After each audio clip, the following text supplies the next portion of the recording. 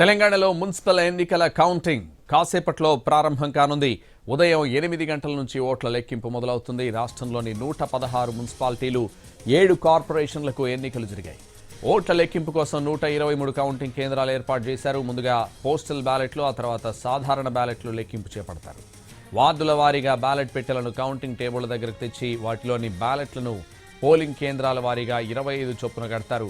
వాటిని డ్రమ్లో వేసి కలుపుతారు. ప్రతి రౌండ్లో 1000 బ్యాలెట్ పత్రాలను అంటే 40 బండిల్స్ను ఒక్కో టేబుల్కు కేటాయిస్తారు. అభ్యర్థుల వారీగా ఏర్పాటు చేసిన ట్రేలలో వారికి ఓటు పడిన బ్యాలెట్లను వేస్తారు.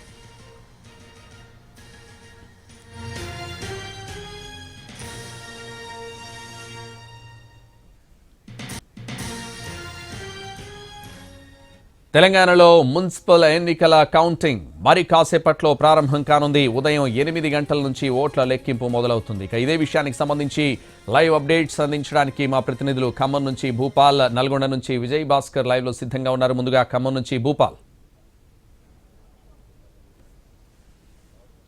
సంతోష్, కొద్దిసేపట్లో అంటే మున్సిపాలిటీలకు సంబంధించి కౌంటింగ్ ప్రక్రియ ప్రారంభంగా ఉంది. మనకు తెలుసు నిన్నటికే మొత్తంగా గత రాత్రి వరకు ఏర్పాట్లు చేశారు.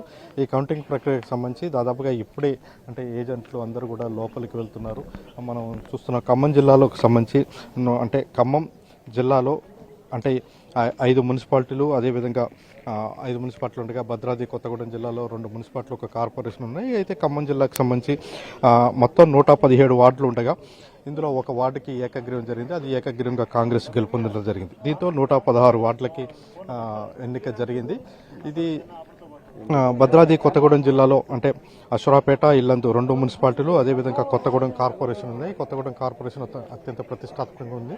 అదేవిధంగా ఖమ్మం జిల్లాలకు సంబంధించి మున్సిపాలిటీలకు సంబంధించి ఏదులాపురం కొత్తగా ఏర్పడింది. ఏదులాపురం, కల్లూరి 2 కొత్తగా ఏర్పడ్డాయి. గతంలో వైరా, సత్తుపల్లి, మధిర ఈ 3 అంటే ఈ 5టికి ఎన్నిక జరుగుతున్న నేపథ్యంలో గతంలో అయితే వైరా, సత్తుపల్లి, కల్లూరు, సత్తుపల్లి, మధిర ఈ 3టిలో గతంలో అప్పుడు అధికారంలో ఉన్న బీఆర్ఎస్ పార్టీ, ఇక్కడ వన్ సైడ్గా బీఆర్ఎస్ పార్టీ అప్పుడు కూడా గెలుపొందడం జరిగింది. అదేవిధంగా భద్రాద్రి కొత్తగూడెం జిల్లాలో ఇల్లందు, కొత్తగూడెం కూడా అక్కడ కూడా బీఆర్ఎస్ గెలుపొందడం జరిగింది. అయితే ఈసారి అన్నిటి విషయంలో కాంగ్రెస్ గెలుపొందడం కోసం వ్యూహ ప్రతిపాదన చేసింది ప్రధానంగా.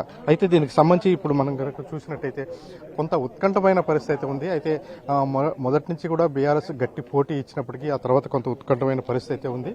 ఈ నేపథ్యంలో ఈ 8 గంటలకి ఒరిజినల్గా 8 గంటలకి పోస్టల్ బ్యాలెట్ ఓట్ల లెక్కింపు ప్రారంభమవుతుంది. దానికి ముందే 7 గంటల నుంచే ఏజెంట్లని అంటే రాజకీయ పార్టీల ఏజెంట్లని క్షుణ్ణంగా తనిఖీ చేసి లోపలికి పంపిస్తున్నారు. ఇప్పటికే దాదాపుగా అందరూ పోలింగ్ ఏజెంట్ ఇది కౌంటింగ్ ఏజెంట్లకు సంబంధించిన వాళ్ళందరూ అయితే లోపలికి వెళ్ళటం జరిగింది. 8 గంటలకి పోస్టల్ బ్యాలెట్ ప్రారంభమైన తర్వాత 9 గంటల నుంచి అంటే దాదాపు ఒకవైపు పోస్టల్ బ్యాలెట్ కౌంటింగ్ జరుగుతుంటేనే మరోవైపున ఈ బ్యాలెట్ పత్రాలని డబ్బాల్లో వేసి కలిపి మళ్ళీ అటు ఇటుగా వాటన్నిటిని అంటే కట్టడం జరుగుతుంది. అయితే ఇది దాదాపుగా మొత్తం రిజల్ట్స్ సంబంధించి మాత్రం అంటే జిల్లాలో జరుగుతున్న వీటిలో ప్రతి రౌండు అంటే 2 రౌండ్లు మాత్రమే ఉంటుంది.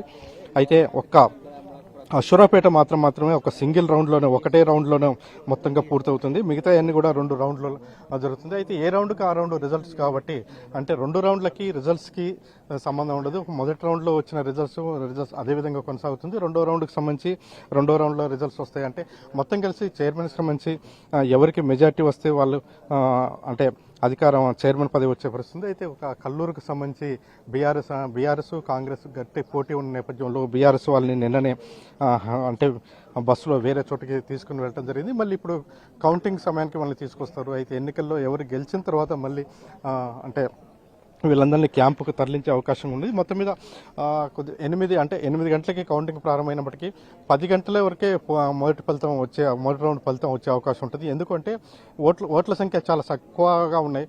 600 నుంచి 1500 ఉంటే కొన్ని చోట్ల 2000, 2500 హైయెస్ట్గా ఉన్నాయి. అందువల్ల అంటే కొత్తగూడెం లాంటి కార్పొరేషన్లో ఎక్కువ మంది ఓటర్లు ఉన్న నేపథ్యంలో అక్కడ మాత్రమే కొంత ఆలస్యం అవుతుంది. మిగతా అన్నింటిలో కూడా దాదాపుగా 11 నుంచి 12 గంటల వరకు కూడా కౌంటింగ్ పూర్తి ఫలితాలు వచ్చే అవకాశం ఉంది. సంతోష్.